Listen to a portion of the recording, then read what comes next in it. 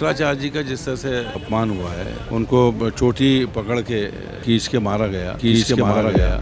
इसकी सजा उनको जब तक जिएंगे तब तक मिलेगी और मरने के बाद भी मिलेगी। इस तरह का पाप है। सनातन विरोधी है भाजपा। शंकराचार्य जी का अपमान हर सनातन धर्म का पालन करने वाले का अपमान है। सत्ता के लिए धर्म का सहारा लेने वाले लोगों का चेहरा बेनकाब हुआ है। भोपाल में रोशनपुरा चौराहे पर पूर्व मंत्री पीसी शर्मा तमाम कार्यकर्ताओं के साथ एक दिवसीय उपवास पर बैठे हैं। जिस तरीके से अभी गौ हत्या हुई है, गौ तस्करी और गौ मांस जिस तरीके से पकड़ाया गया, उसके विरोध में लगातार कांग्रेस विरोध दर्ज करा रही है। और इसी के साथ ही अभी मुक्तेश्वरानंद सरस्वती शंकराचार्य का जिस तरीके से अपमान हुआ है, उसको लेकर अब लगातार जो कांग्रेस है वो एक दिवसीय उपवास कर रही है। और इस वक्त आप देखेंगे कि यहाँ पर तमाम जो नेता हैं वो उपवास पर बैठे हुए हैं और मांग यही है कि इस अपमान के लिए माफ़ी मांगनी होगी। सर, आज एक दिवसीय उपवास है और आप लोग विरोध भी जता रहे हैं कि जिस तरीके से गौ हत्या हुई, गौ मांस की सप्लाई की जा रही थी और उत्तर प्रदेश में माघ मेले में जिस तरीके से शंकराचार्य का अपमान हुआ, उसको लेकर अब आप लोग नाराज़गी जाहिर कर रहे हैं।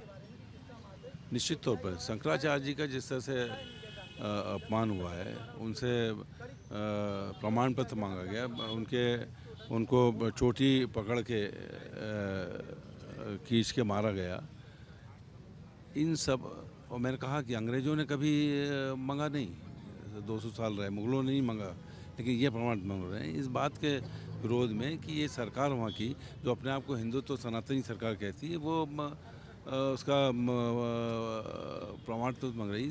तो ये कहाँ है, क्या स्थिति हो गई है? ये अपना एजेंडा चलाना चाहते हैं, इसलिए ये सब स्थिति है। इसलिए सरकार राष्ट्रपति इंटरफियर करें। देखिए, जिस तरह से शंकराचार्य जी का अपमान किया गया है, ये केवल शंकराचार्य जी का अपमान नहीं है, ये हर उस सनातन धर्मावलंबी का अपमान है जो सनातन धर्म में विश्वास रखता है। एक और तो ये धर्म के ठेकेदार बनते हैं, दूसरी तरफ जिस तरह से उन्होंने धर्माचार्य का अपमान किया है, वो अपने आप में ये दिखाता है कि ये केवल और केवल लोगों में वैमनस्य पैदा करना चाहते हैं। शंकराचार्य जी का अपमान हर सनातन धर्म का पालन करने वाले का अपमान है और ये लंबे समय से चली आती रही है।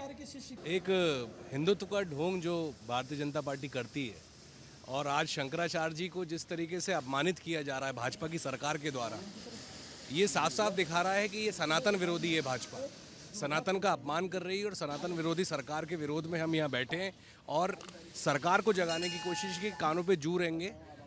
सनातन धर्म के ध्वजवाहक हैं शंकराचार्य जी, उनके सेवकों की चोटी काटी गई है और तमाम जो घटनाएं घटी हैं उसके विरोध में आज हम यहाँ बैठे हैं। भारत के हजारों साल के इतिहास में गंगा स्नान से कभी शंकराचार्य जी को रोकने की परंपरा, दुस्साहस किसी ने नहीं किया। ये भारतीय जनता पार्टी जो हिंदू हित की बात करके वोट लेना चाहती है, उन्होंने सनातन धर्म की सबसे बड़ी जो विरासत है, शंकराचार्य जी जिन्होंने पूरी दुनिया को संज्ञान दिया, ज्ञान दिया, रास्ता दिखाया, उनको गंगा स्नान करने से रोक दिया। जो बटुक होते हैं, जो उनकी शिखा होती है, उनको खींच कर जो वीडियो आए, जो विजुअल आए, उसके बाद भी क्या देश जागे नहीं? इसकी सज़ा उनको जीते जी जब तक जिएंगे तब तक मिलेगी और मरने के बाद भी मिलेगी। इस तरह का पाप है।